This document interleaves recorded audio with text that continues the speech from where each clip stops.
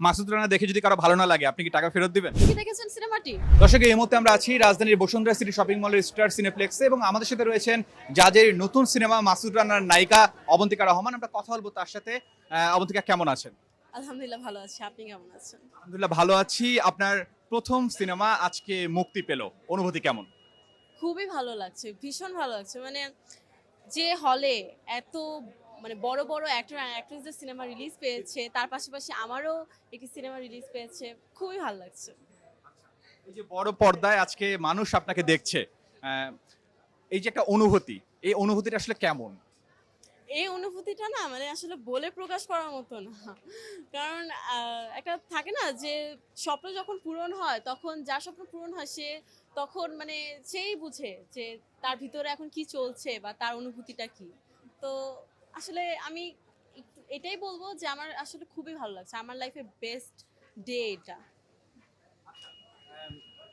জাজের মুভিতে কাজ করা বা মাসুদ রানার সাথে কাজ করা, বলতে গেলে এটা কিন্তু একটা সফলতা। আপনিও নিশ্চয়ই অনেক পরিশ্রম করে এই জায়গায় আসলে এসেছেন, বড় পর্দায় কাজ করার সুযোগ পেয়েছেন।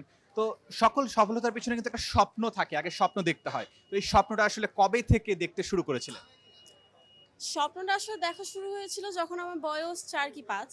তখন থেকে আমি যখন টিভিতে আমি সিনেমাগুলো দেখতাম, বলিউডের অ্যাক্টর অ্যান্ড অ্যাক্ট্রেসদেরকে দেখতাম, তখন আমি মনে করতাম যে আমিও বড় হয়ে না ওদের মতো হব, ওদের মতো অ্যাক্টিং করব বা আমিও সিনেমায় কাজ করব।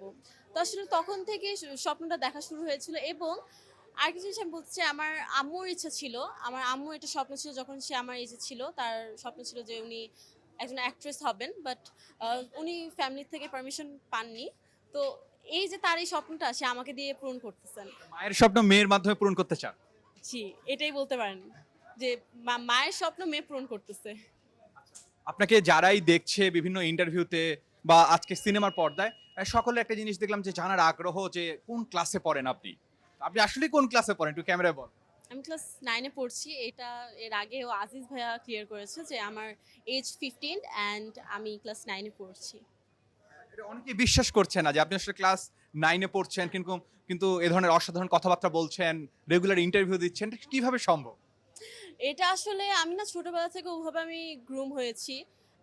আমার মা আমাকে গ্রুম করেছে যে কিভাবে তুমি সাংবাদিকদেরকে ফেস করবা বা একটা কিভাবে ক্যামেরার সামনে দাঁড়াবা, কিভাবে কথা বলবা।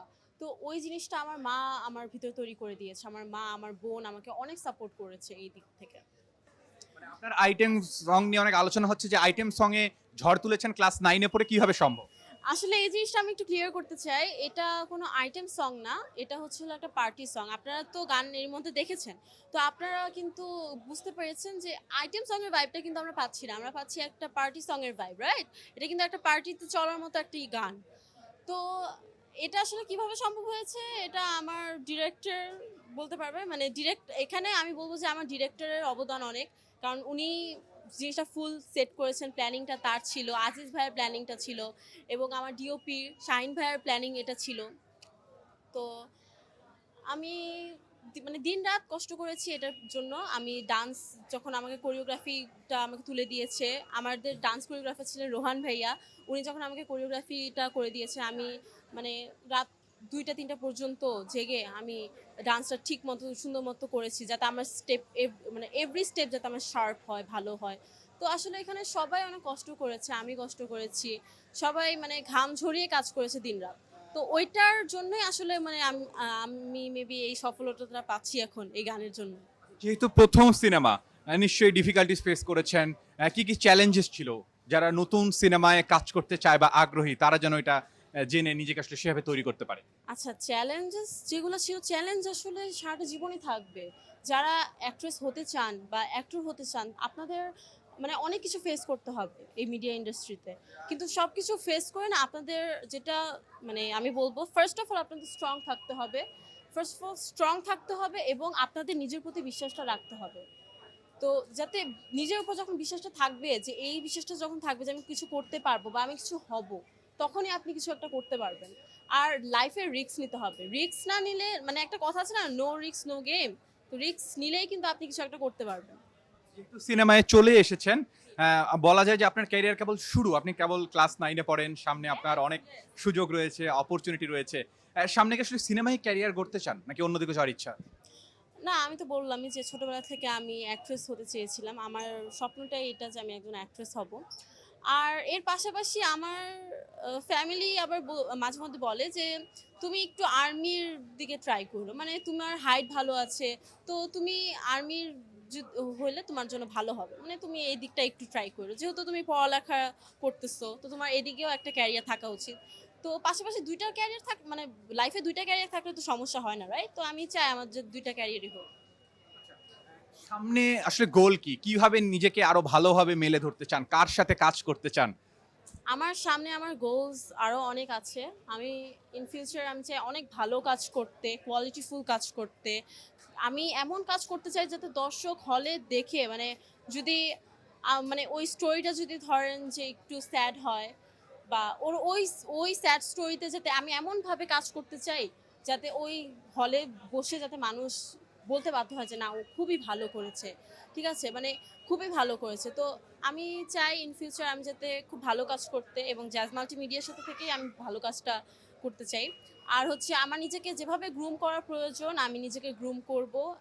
আর আমি আমি এখন বলতে গেলে আমি এখনো কিছুই না। আমি এখনো ওরকম কিছুই শিখি নাই। আমি দিন যাবে আমি আস্তে, আস্তে শিখবো, আমি বড় হব। আমি মানে আসলে ১ম এই তো ইন্ডাস্ট্রিতে এসে কেউ অনেক ভালো কিছু করতে পারে না, right? Am I right? So আমি চাই ইন ফিউচার আমি খুব ভালো কিছু করে দেখাবো। যেহেতু একটি সিনেমা করে ফেলেছেন, আপনি কিন্তু এখন নায়িকা। তো নিজেকে নায়িকা হিসেবে পরিচয় দিতে বেশি স্বাচ্ছন্দ্য বোধ করেন? নাকি ডান্সার, নাকি অভিনেত্রী, কোনটা? আসলে আমি সবগুলোই। আমি একটা কথা বলতে চাই, অ্যাক্ট্রেস হতে হলে, নায়িকা হতে হলে সবকিছুর প্রয়োজন আছে। সবকিছু লাগে। ডান্স জানাটা অনেক ইম্পোর্টেন্ট, অ্যাক্টিং স্কিলস জানাটা অনেক ইম্পোর্টেন্ট, আচরণ ভালো হতে হবে, একটা গুড লুকিং একটা পারসন হতে হবে। লাইক ওভারঅল একজন পারফেক্ট একজন আমার মনে হয় যে একজন পারফেক্ট পারসন হতে হবে। আপনি যদি একজন অ্যাক্ট্রেস হতে চান তো। তো ওই দিক থেকে আমার মনে হয় যে হ্যাঁ, মানে নিজেকে নায়িকা হিসেবে পরিচয় দেই। বাট আমার কাছে একটা জিনিস হয় কি যে আমি যে এক জায়গায় যাব আমি নিজেকে পরিচয় দেওয়ার আগে যাতে উনি আমার পরিচয়টা জেনে যায়। তো এই জিনিসটা আমি যেদিন তৈরি করতে পারবো সেদিন আমি মনে করব যে আমি নায়িকা হয়েছি। কি মনে হয় আজিজ ভাই আসলে আপনাকে কি দেখে চুজ করেছে? আপনার হাইট নাকি আপনার অভিনয়, মানে কি দেখে আসলে আপনাকে সিলেক্ট করেছে এই সিনেমার জন্য? আই থিংক সে আমার ডান্সটা খুব পছন্দ করেছে। ফার্স্ট যেতে বলেছে যে তুমি খুব ভালো ডান্স করো। তোমার ডান্সের স্কিলস অনেক ভালো। আমার ডান্সটা পছন্দ করেছেন এবং আমাকে দেখে বলছেন যে না তুমি ভালো করতে পারবে। তোমার দ্বারা কিছু পসিবল হবে ইন্ডাস্ট্রিতে। তো শেষ করবো একটু সংক্ষেপে জানতে চাচ্ছি যে বাংলাদেশে যারা অভিনয় করে মানে নায়িকা, সবারই স্বপ্ন থাকে আসলে শাকিব খানের সাথে কাজ করার। আপনার সেই ইচ্ছাটা আছে কিনা? আসলে হ্যাঁ, অবশ্যই আমারও ইচ্ছা আছে শাকিব ভাইয়ের সাথে কাজ করার। বাট আমি সেদিনই শাকিব ভাইয়ের সাথে কাজটা করতে পারবো যেদিন আমার মানে বাংলাদেশের প্রোডিউসার যারা শাকিব ভাইয়ের সাথে কাজ করছেন, তারা যেদিন মনে করবেন যে না আবান্তিকার ওই যোগ্যতা এখন তৈরি হয়েছে শাকিব খানের সাথে কাজ করার। তো সেদিনই আমি আর কি কাজ করতে পারবো আমার মনে হয়। দর্শকদের উদ্দেশ্যে কি বলবেন যারা এখনো সিনেমাটি দেখেনি, দেখতে সে পরিকল্পনা করছেন, তাদের উদ্দেশ্যে কি বলবেন? আমি দর্শকের উদ্দেশ্যে একটা কথাই বলতে চাই যে আপনারা অবশ্যই হলে আসুন, হলমুখী হন, মাসুদ রানা সিনেমাটি দেখবেন। আর শুধু যে মাসুদ রানা সিনেমাটিই দেখবেন এটি আমি বলছি না, আপনারা সব সিনেমা দেখুন। আপনারা সিনেমা দেখে আপনারা মানে আমাদের ইন্ডাস্ট্রি যে কিভাবে বদলাচ্ছে দিন দিন, কিভাবে মানে ভালো ভালো কাজ আসছে দিন ডে বাই ডে। তো আপনারা সেই জিনিসগুলো দেখে আপনাদের দ্বারাই কিন্তু আমরা আমাদের ইন্ডাস্ট্রিটা আরো অনেক দূর আগায় নিতে পারবো। সো প্লিজ আপনারা অবশ্যই হলে এসে মুভি দেখুন। মাসুদ রানা দেখে যদি কারো ভালো না লাগে, আপনি কি টাকা ফেরত দিবেন? তো আজিজ ভাইয়া বলেছে যে কারো যদি ভালো না লাগে এটা যদি কেউ বলে তাহলে নাকি টাকা ফেরত দেওয়া হবে। বাট আই থিঙ্ক এটা সবারই অনেক ভালো লাগবে। কারণ এই আমরা আসলে এই মুভিতে কাজ করেছি। আমরা তো আসলে জানি না। ওই একটা আইডিয়া থেকে আমি বলতে পারছি যে সবার খুব ভালো লাগবে, ভীষণ ভালো লাগবে মুভিতে। আপনাকে অসংখ্য ধন্যবাদ আমাদেরকে সময় দেওয়ার জন্য। আমরা আশা করি আপনার সিনেমাটি সুপার ডুপার হিট হোক। ইনশাআল্লাহ দোয়া করবেন। এবং আপনি কি দেখেছেন সিনেমাটি? দেখতে হবে কিন্তু অবশ্যই। ওকে।